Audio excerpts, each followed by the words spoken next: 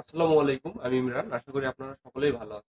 আজকের এই ভিডিওতে আমরা দেখব কিভাবে আপনি আপনার ফোন থেকে এইচডি কোয়ালিটির থাম্বনেল তৈরি করবেন। তো এর জন্য আমাদের প্রথমে সেটার প্লে স্টোরে চলে যেতে হবে। প্লে স্টোরে চলে গিয়ে এখানে লিখতে হবে পিক্সেল ল্যাব। পিক্সেল ল্যাব দিয়ে সার্চ দিলে আমাদের সামনে এ ধরনের একটা ইন্টারফেস শো করাবে এবং এরপর আমরা কি করব, ওপেনে ক্লিক করব। কিন্তু এ ধরনের ডিফল্ট পিকচার দিয়ে আমরা আর কি থাম্বনেল তৈরি করব না। কারণ থাম্বনেল তৈরি করতে গেলে একটা আকর্ষণীয় পিকচারের দরকার। কারণ থাম্বনেল দেখেই মানুষ আপনার ভিডিওতে ক্লিক করবে। এজন্য কি করতে হবে? আমাদেরকে অবশ্যই একটা আকর্ষণীয় পিকচার সংগ্রহ করতে হবে। ওকে? তো Google থেকে আপনারা ডাউনলোড করে নিবেন। তো এখানে আমরা কি করব? ব্যাকগ্রাউন্ডটা চেঞ্জ করে দিব। ঠিক আছে? ব্যাকগ্রাউন্ড পিকচারটা পরিবর্তন করতে হলে আমাদের এই অপশনটাতে ক্লিক করতে হবে। ঠিক আছে? এই অপশনটাতে ক্লিক করে ডান দিকে একটু টান দিতে হবে। টান দিয়ে এখানে ফ্রম গ্যালারি অপশনে ক্লিক করে আমাদের গ্যালারিতে যেতে হবে। তো এর জন্য আপনাকে কি করতে হবে? বাম দিক থেকে দ্বিতীয় 16:9, ঠিক আছে? এই অপশনটাতে ক্লিক করতে হবে। ঠিক আছে? এটা ডিফল্ট আরকি ইউটিউব থাম্বনেইল এর জন্য। ক্লিক করার পর এখানে দেখবেন একটা টিক চিহ্ন আছে, এটাতে দিলেই ক্লিক হয়ে যাবে। তো আমাদের ব্যাকগ্রাউন্ড পিকচারটি নেয়া হয়ে গেল। ঠিক আছে? এখন আমরা দেখব কিভাবে লেখা যায় এবং কোন অ্যাঙ্গেলে আরকি থাম্বনেইল তৈরি করতে হয়। তো এর জন্য আমাদের কি করতে হবে?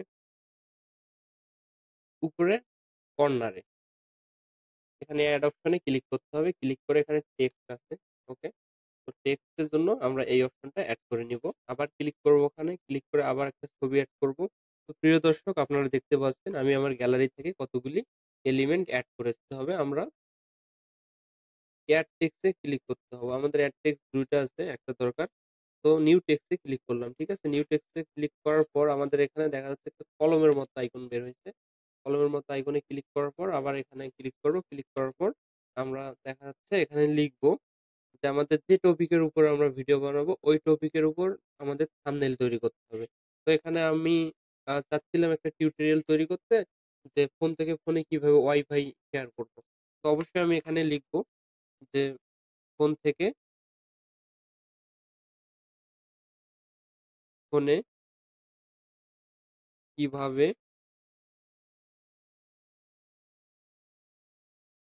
ওয়াইফাই শেয়ার করব।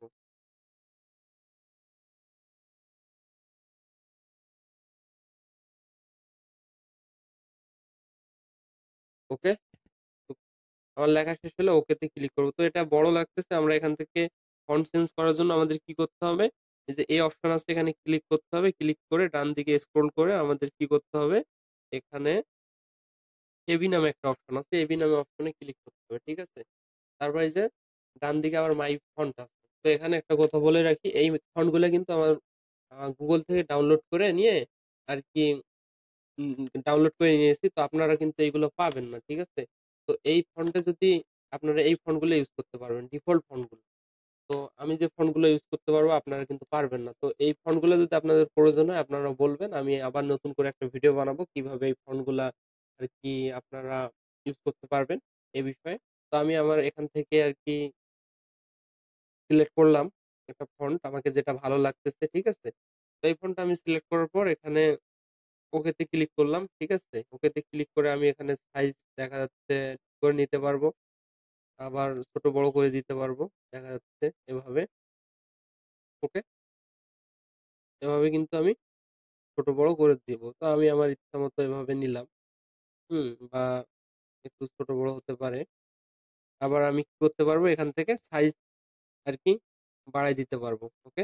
এটা আরকি মানসম্মত একটা দিতে হবে যেন সাইজ ছোট বড় ব্যাপারটা আমরা এখান থেকে ঠিক করে নিব। তো আমি আপনাদের দেখানোর জন্য এটা যেকোনোভাবে একটা নিয়ে নিলাম। আবার কালার, এখানে কালারে ক্লিক করলে আমরা কি পারবো? কালারটা চেঞ্জ করে দিতে পারবো। ঠিক আছে? দেখা যাচ্ছে এখানে লাল কালার আছে, কালো কালার আছে। তো লাল কালারটাই মনে হয় ভালো লাগতেছে। তো যাই হোক, লাল কালারটাই দিয়ে দিলাম।